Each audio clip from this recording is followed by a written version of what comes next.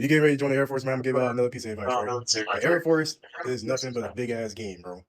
Nothing but a big ass game. Because I'm gonna tell you why. You get through basic training, go to tech school, and you get to your first unit, first duty station, go to your unit processing your squadron and shit like that.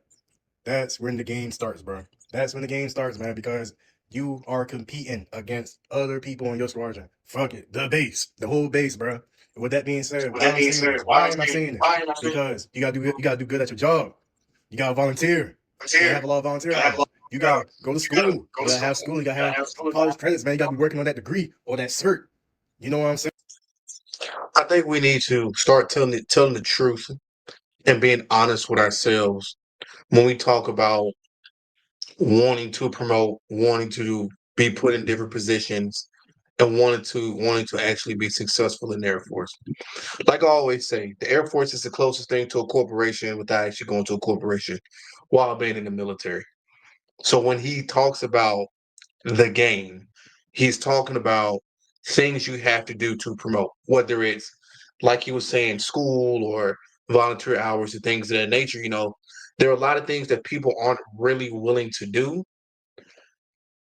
to make it to that next rank, to make it to that next step, to get that promotion statement or whatever they're trying to do. There's not a lot of people who's willing to do that. And, if you want to be successful, you got to do a lot of things, right? You got to do a lot of extra. It's important to know your job. Don't get me wrong. Know your job. Be good at your job. Be the subject matter expert. But don't forget that you got to do the other stuff too, which is very important. You gotta have school. You gotta have some college credits, man. You gotta be working on that degree or that cert. You know what I'm saying? So that's why it's a game. That's how the Air Force goes, and that shit affects your promotion. Once you get overseas, yeah, you have BTZ, but only 10% of a base can make BTZ. You know what I'm saying? That's only 10% of a wing or a base. You know what I'm saying? But once you get past senior and you try to get E5 staff sergeant, that's when you know what I'm saying. That shit starts to boil in a little bit because that's when all they're gonna add up all the shit that you did. You know what I'm saying? All the shit. He's right. Once you get past, so he talked about BTZ. Thankfully, I was able to get BTZ, and I was able to pin on Senior Airman early. Once I put on Senior Airman, that's when things really started to ratchet up a little bit. That's when, what he was talking about, going to school and getting your certifications and doing like the volunteer things, that's when things like that start to really come into play. And, it's shaking hands, it's kissing babies, it's, making sure that you're in front of the commander, the command chief, or you're in front of, even at a smaller scale, you're in front of your squadron commander, your squadron chief, your flight chief, whoever your leadership is. It's making sure that you're always in front of them because that's how you get put into situations to be successful. That is how you get put in those situations to, you know, if you want that strat, if you're trying to get, push into that next tier, you got to make sure you put yourself out there. That you did up to that point, and you got to test. You got to test out. You got to make it into that percentage. So you still competing, even if you do pass the test, even if you do make a good score, you still got to make it in that percentile, the average percentile to make staff, to make tech. E5 and E6 you test out, right? So you're competing against the other test takers that have the highest scores possible. That's why I'm saying the Air Force ain't nothing but a big ass game, bro. It's not a normal military branch, bro. The Air Force feels more like school than the military. I feel more like a civilian. The military again is a corporation. It's like the military is Google, the military is Amazon, the military is Microsoft, the military is let me specify. The Air Force is Google, the Air Force is Microsoft, the Air Force is Amazon, the Air Force is any corporation, any big tech corporation that you want to throw out there. That's what the Air Force is, except that we PT 3 times a week. In uniform, just doing military. I'm just being honest. That's what the Air Force is gonna feel. You're gonna feel more of a civilian in the Air Force than any other branch. If you're not special forces or even security forces, right?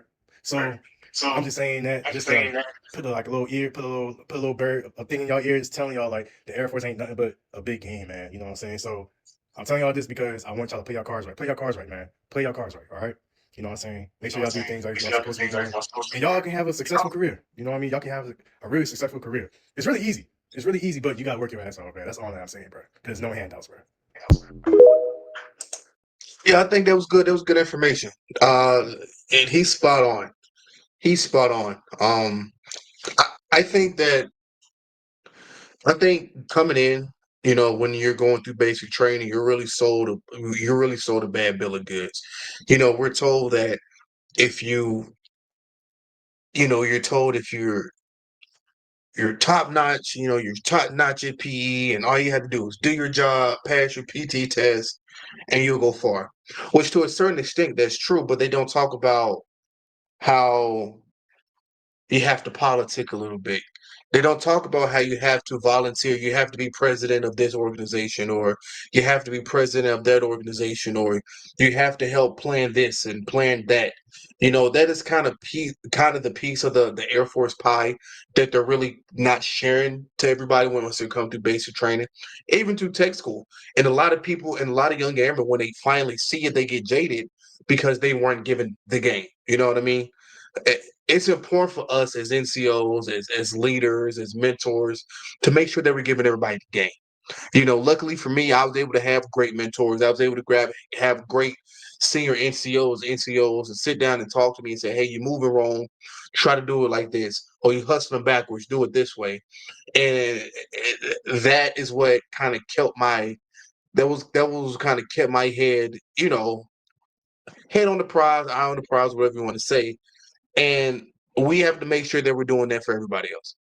We have to make sure that we're setting our people up for as much success as possible. And let's say you have somebody who's just not interested in it anyway. It is up to us to still figure out ways for them to be successful while still trying to molded around their personalities. We have to get to know our people. We have to get to understand our people. And I feel like once we do that, once we actually sit down and take the time out to mentor these people, I feel like a lot of things get better as far as like, relationships, tension, retention, the rates that we're harming ourselves, throughout the military. I mean, I really feel like once we start giving a damn about everybody, then I think a lot of that will really kind of subside. Hey, that's just me. Let me know what you think in the comments. Please make sure you like the video, share the video, make sure you subscribe. Um, please stick around for the next one, and I'll see you when I see you. Peace.